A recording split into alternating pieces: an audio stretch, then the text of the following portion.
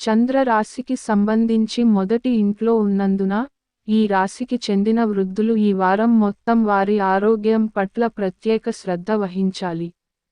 దీని కోసం, ఉదయం మరియు సాయంత్రం పార్కుకు వెళ్ళి, సుమారు 30 నిమిషాలు నడవండి మరియు చాలా వరకు మురికి ప్రదేశాలను సందర్శించకుండా ఉండండి. ఈరోజు, ఈ రాశికి చెందిన కొన్ని స్థానికుల ఇళ్లలో శుభకార్యాలు జరిగే అవకాశాలు ఉన్నాయి.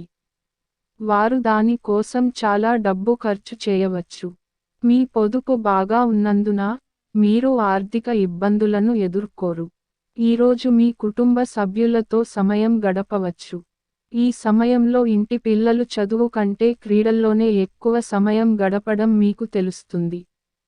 దీని కారణంగా మీరు నిరాశ చెందుతారు మరియు మీరు వారి కోసం కొన్ని కఠినమైన నియమాలను రూపొందించవచ్చు. అందుకే ఈ దిశలో నిర్ణయం తీసుకోండి.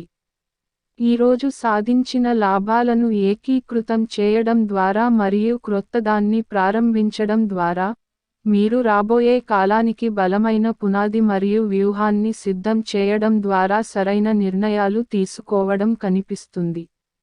దీని కోసం, మీరు మీతో మరియు నిపుణుల సహాయం తీసుకోవచ్చు.